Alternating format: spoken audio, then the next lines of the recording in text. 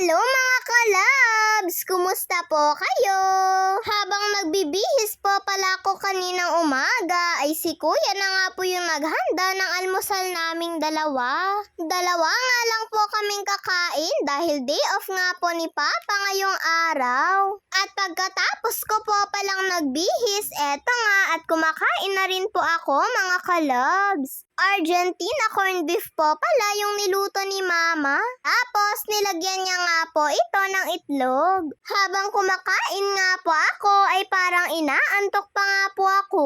Medyo late na rin po kasi akong natulog kagabi eh. At pagkatapos ko po palang kumain at nag-toothbrush, eto nga at nagsusuklay na lang po ako.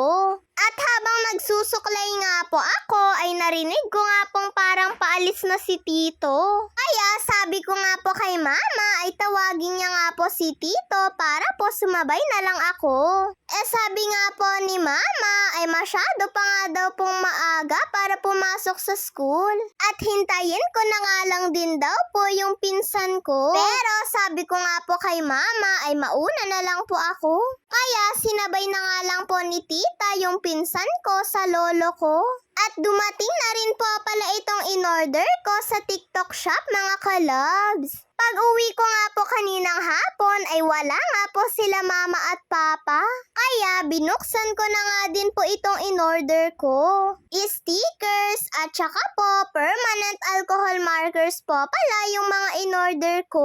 Kailangan ko din po kasi itong markers mga kalabs kapag po nagdo-drawing ako o di kaya ay gumagawa nga po kami ng arts. Eto nga pong mga sticker mga kalabs ay sobrang dami nga din po nito kaya eto nga din po yung nagustuhan ko. Sa isang papel nga po ay pwede nga pong matanggal yung buong sticker. At pwede nyo rin naman po siyang guntingin mga kalabs kung gusto nyo lang po ng isa.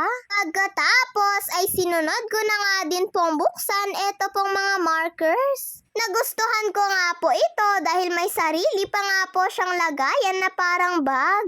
Ang dami nga po nito mga kalabs, 48 pieces nga po.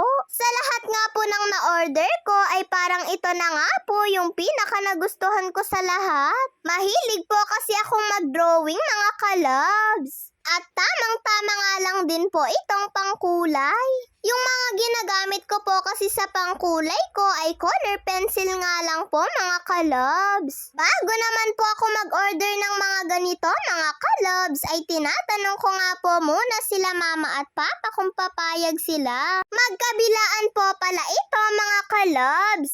Eto nga pong isa ay makapal yung sulat at yung isa naman po ay manipis lang po yung sulat. Eto nga at tinetesting ko na nga din po kung ano po yung pagkakaiba nila.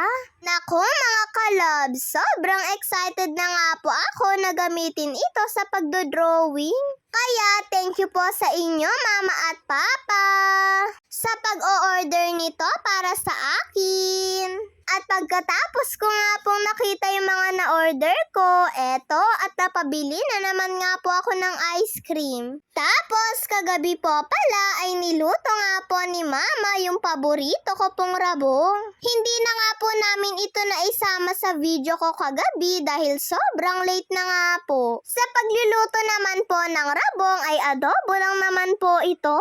Pero pwede rin naman po itong gawing luto ng dinengdeng. Basta po may kasama nga po siyang dahon ng saluyot. Sinahugan po pala ito ni Mama ng karne ng manok. Bali naging 2-in-1 na nga po yung ulam namin. Ay adobong manok at adobong rabong pa.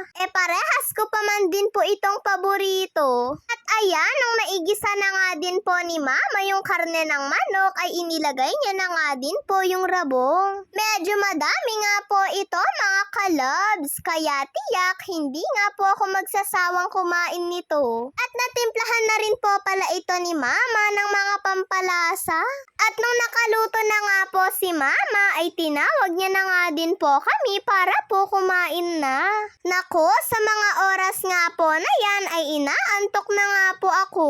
Nung tinawag nga po ako ni Mama nakakain na ay kasalukuyan pa nga lang po akong gumagawa ng assignment. Nagpapaturo po pala ako kay Papa mga kalabs. Pati nga po sa pag-iigib ay hindi na nga din po nagawa nila mama at papa dahil sobrang late na din po talaga. Napagod nga din daw po kasi si mama, lalo na kahapon ay may nilakad pa nga po sila ni papa. Kaya kaninang umaga na nga lang po sila nag-igib ng tubig namin.